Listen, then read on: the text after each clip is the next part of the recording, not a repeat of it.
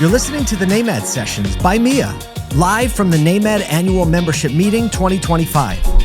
Here we are with another one of the NAMAD Sessions by Mia. I have two of my dearest friends here, Jim Cullen and Perry Watson, the fourth. Marysville Toyota. The third. Oh my gosh, the fourth is in there. Yeah. The fourth is in there. I was complimenting you. I know. But I think some of the most progressive Toyota operators in the country. How old's the store now? Man.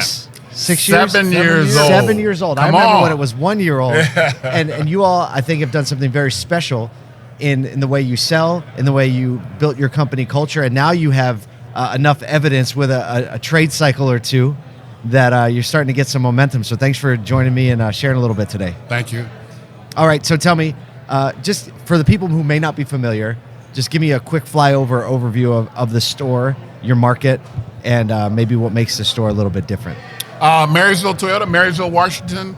We're 40 miles north, straight up I-5 from downtown Seattle. So we're sort of in the suburban corridor for Seattle. Yeah, so when we opened the store, we wanted to change the culture, the mix of how we did business, and we discovered the one price model. Only 900 dealers out of maybe 17,000 have the courage to do it. Is it that low? That's that low. So wow, I would have guessed much higher. Then there's the other hard part, one person, where the sales rep does everything all the way through. And when we changed the model, that model included offering a salary, taking all the antics out, and we found that we attracted a whole different mindset, a whole different group of employees. Do you feel like the biggest, like I think everyone understands the value proposition of one price and even one price, one person, from a sales process, or even consumers, you all can now attest to the consumers, what they like about that.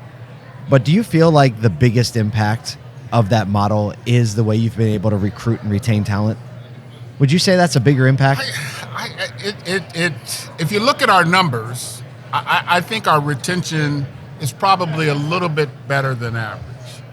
But I think where the rubber meets the road is in terms of the quality of the individual that you're able to bring to the table.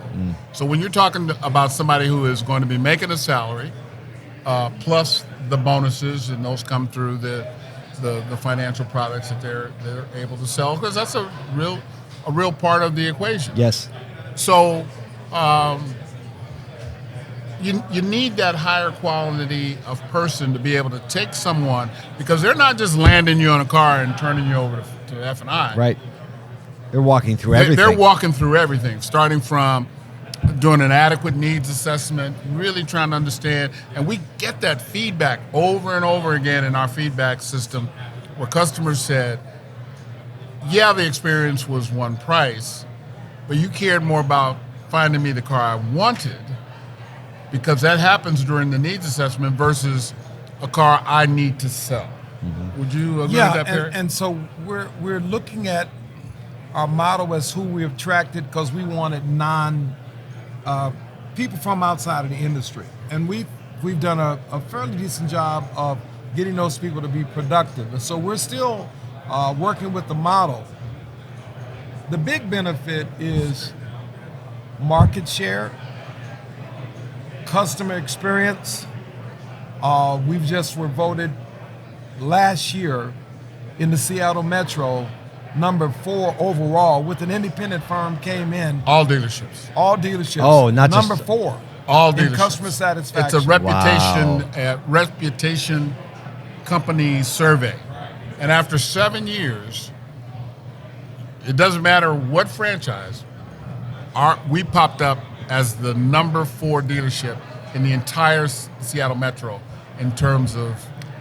Did anything after that was announced, and obviously you all talked about it, did you see a bump from that? Well, we're seeing... Still see it. We're seeing people come from all over the Metro to do business with us. How far might that be? Because most people aren't familiar with the specific geography. How far are people driving? Like, not how many miles, but how long will people drive to get to you? How many minutes? Hour. More than an hour. because of the Seattle Metro it's so elongated from Right. Seattle at the top to Tacoma on the south end. So somebody could drive 80 miles up from Tacoma to come see us and try to buy a car. Perry and I look at it sometimes and we're going like, they must have drove. How many Toyota dealerships How many did they you drive by? to come up here? Yeah, so reputation-wise, Yeah. it's taken 7 years, friends, families, and people really understanding, and we've been really touting through our OTT and all of our, because we're our one price, we're never on sale. So there is no Labor Day sale, Yeah. Memorial Day sale. Same thing talking about the experience that we've been pounding for 7 years, and it's starting to take hold. We have no idea how high is because we've never had adequate inventory to really stretch out because Toyota has been such a hot brand. That's right. We're down to Right. What's your day supply? Less than 20 right Less now. than 20. Oh, I yeah, know less Toyota than- at the beginning. I mean, yeah, I have friends yeah. that were in Southeast Toyota. Yeah, less and than 20 they were days telling supply. them it would be 15 to 20 days supply. Wow, I didn't right realize now. it was I that think low. that was the number they showed yesterday Yeah. in their presentation. Now, other things that show up as far as metric, Google scores with 4.7, the highest among all Toyota dealers in the area. We're almost at 5,000 surveys. in 7 years, In 7 over years. 5,000 surveys. as a new point, right? As a new yeah, as a point. new point. And that's just customers offering their feedback. We're not doing anything. We have obviously a system that collects surveys, but we're not that dealership that's like begging you for a survey. This is customers wanting to give us their feedback. It's a sign that they're enthusiastic about the experience. Absolutely. Right? Absolutely. Well, there's one other thing that's popping up. We had a big discussion yesterday about AI. And one of the things we learned yesterday that AI does research Absolutely. before it feeds up. So we were on a digital call, and one of our digital partners put in, why should I buy a vehicle from Marysville into AI? And what popped up is they took all the research that says best place to buy, great customer service, great reputation, that don't have as much inventory, and then it ranked us against other dealers regarding their reputation, hard to buy a car there, blah, blah, blah. So now it's bubbling up into AI beginning to recommend us as well. Well, that's going to continue, and I'll tell you this because I've been paying a lot of attention to the way like ChatGPT and Gemini, they all approach it a little bit differently, but they value very highly when they search whether or not what you say and what people say you do is consistent. And so that is a comparison that you used to have to figure out yourself. And it will validate survey results. It will look at multiple sources from Google to Better Business Bureau. Actually, we're learning that DealerRater and Reddit are the two highest valued sources in the automotive.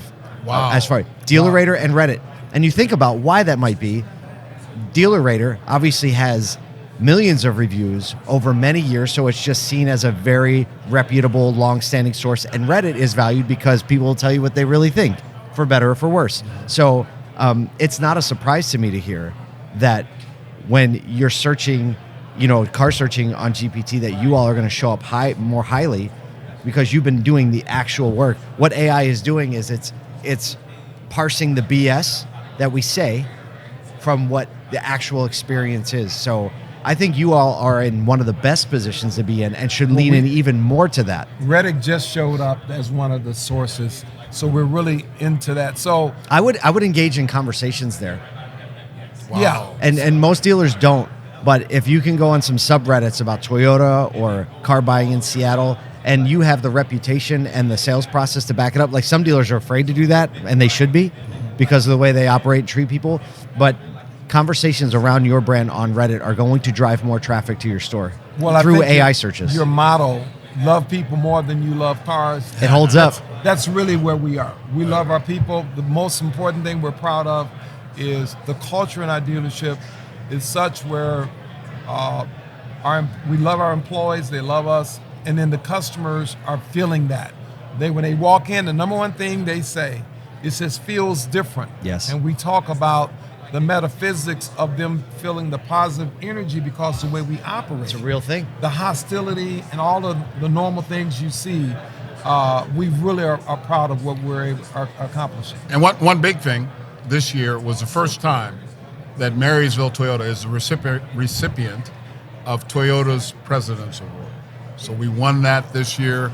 We had been after that for a couple years prior to winning, and we were always so close and so close, because that's a critical measurement in the Toyota world, who can win President's Award. We're the only dealer in the Seattle Metro to win President's Award. Congratulations. We take care of our PMA. That's been our focus. We have a customer loyalty retention model that we don't care about what all the other dealers are doing. We just care about our little piece of the pie.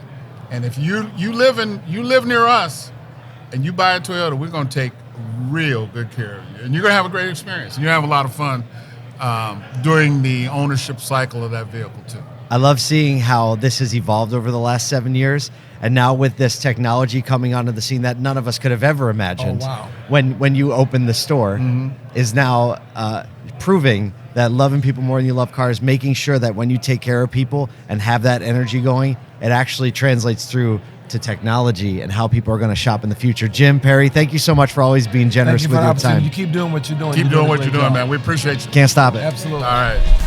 Thank you for listening to this NAMAD session brought to you by Mia. At More Than Cars, we're obsessed with uniting people around one big idea, that thriving people are the only path to a thriving and profitable industry. And if that resonates with you, head over to morethancars.com to join our email list and check out our full list of podcasts and programming.